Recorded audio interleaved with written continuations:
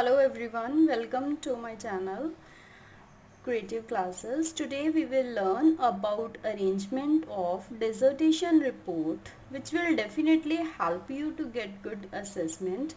In this we will cover all important aspects of report, and also I suggest you people to do your thesis work yourself to grab more about research work. So watch this video till the end, because end part is very much important to know you about this report. So let's get started. First, what is the arrangement of good thesis report? Okay, arrangement of good thesis report, basically for MTech students. Okay, it comprises of following parts. So first one is introduction. First chapter is about introduction. Introduction में basically आप क्या करोगे, आपने अपना जो topic है उसे आपने इंट्रोड्यूस करवाना है. ठीक है, इसके साथ आप हेल्प ले सकते हो रिसर्च पेपर्स की. ठीक है, रिसर्च पेपर्स की हेल्प से आप उस पर्टिकुलर टॉपिक से रिलेटेड जो आपका रिसर्च पेपर है और जो आपने बेस पेपर्स पोस्ट किए हैं, ठीक है, बेसिकली वो चीज़ इसमें इंक्लूड होगी.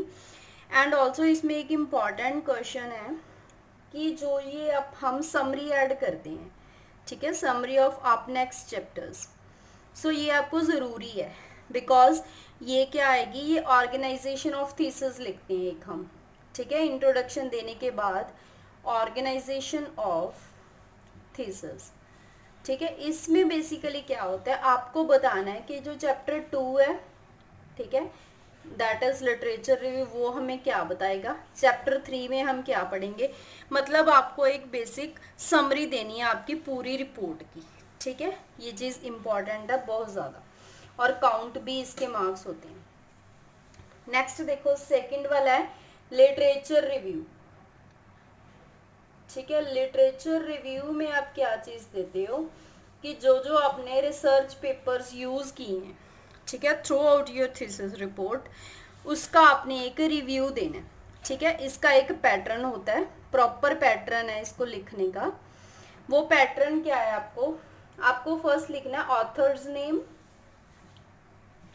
ठीक है, ऑथर्स नेम, देन आपको ब्रैकेट में लिखना है name of that particular research paper.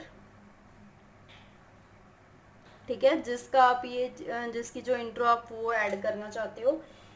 Then you have to write comma, then year of publication, then उसके बाद में रेफरेंस नंबर.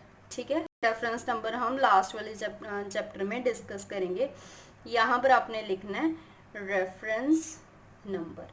देन उसके बाद में आप इसकी 5 to 6 लाइन्स मिनिमम ऐड कर सकते हो पर ऑथर.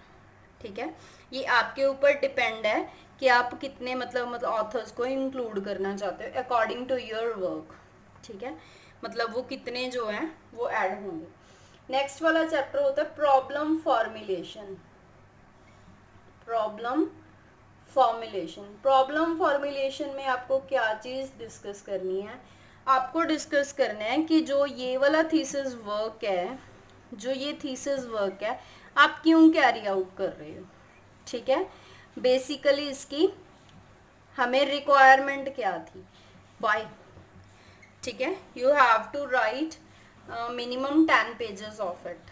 प्रॉब्लम फॉर्मुलेशन, इसमें आप कोई भी इक्वेशन या फिर पहले वाले जैसे बेस पेपर में कोई ना कोई थ्योरी उनकी दी हुई आप वो इसमें ऐड कर सकते हो.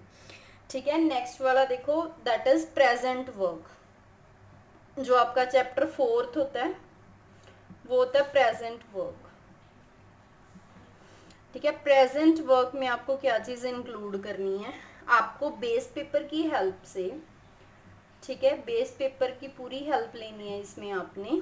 और यहाँ पर आप क्या करोगे, जो आपने जो भी मेथड अप्लाई किया आपके प्रेजेंट वर्क में, आपके प्रेजेंट थीसिस में, ठीक है, आपको वो चीज़ पूरी की पूरी डिटेल में करनी है.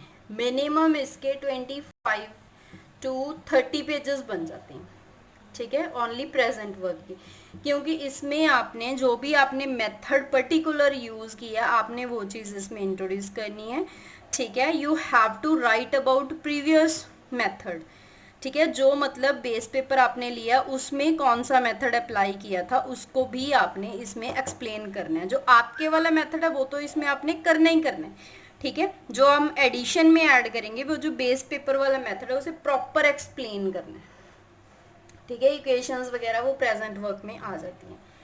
देन देखो नेक्स्ट वाला चैप्टर होता है results and discussions. Results and discussion, जैसे इसके नेम से ही क्लियर हो रहा है, हमको क्या करने हैं, जो भी हमने अगर हमने जो प्रोग्रामिंग है वो मैटलैब में की है, ठीक है, जो मर्जी सॉफ्टवेयर यूज़ किया उसके जो भी रिजल्ट्स आए हैं, जो भी ग्राफ्स इंक्लूड होंगे इसमें, ठीक है, ग्राफ्स होंगे, टेबल्स होंगे, ठीक है, जो भी पर्टिकुलर जो मर्जी जितनी भी आपके पास आउटपुट आई वो चीज़ एप्लीकेबल करने के बाद वो आपने इसमें इंक्लूड करनी है, ठीक है।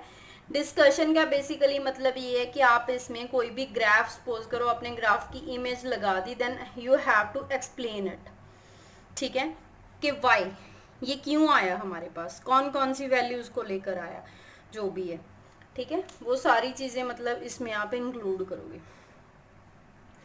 नेक्स्ट देखो मेन पार्ट है रेफरेंसेस, ठीक है। रेफरेंसेस के बहुत सारे पैटर्न्स होते हैं, जो पर्टिकुलर पैटर्न और मेनली यूज होता है हम वो डिस्कस करते हैं।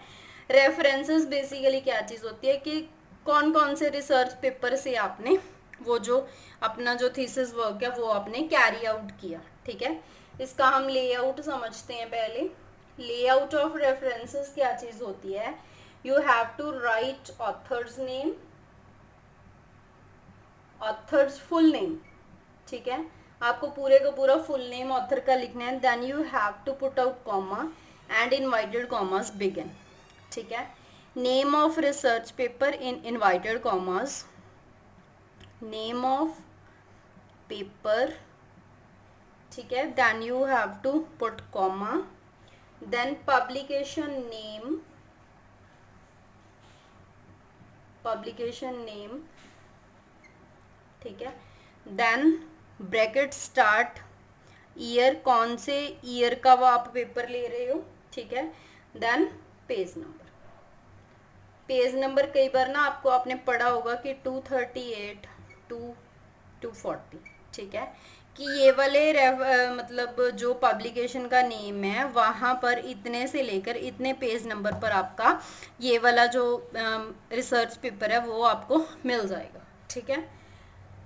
तो नेक्स्ट वाला देखो, देन आपको एक इंट्रोड्यूस करना होता है लिस्ट ऑफ पब्लिकेशंस, ठीक है। रेफरेंस और research of list of publications दो सेपरेट चीजें हैं।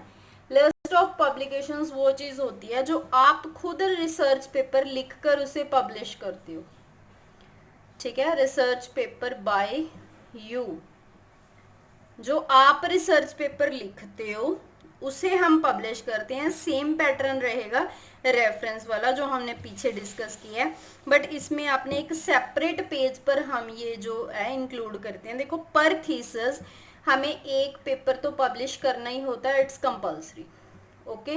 देन नेक्स्ट वाली क्या है, 2-3 आपने करवाने हैं, वो आपकी विश है, कंपल्शन कोई नहीं होती, लेकिन फर्स्ट की कंपल्शन होती है। 1 is minimum requirement, okay. So I hope that you will get good content from this. तो आपने जो अपनी थीसिस रिपोर्ट है इस तरह से अरेंज करोगे तो it will help you in good assessment. So thank you very much for watching this video. Stay home, stay healthy.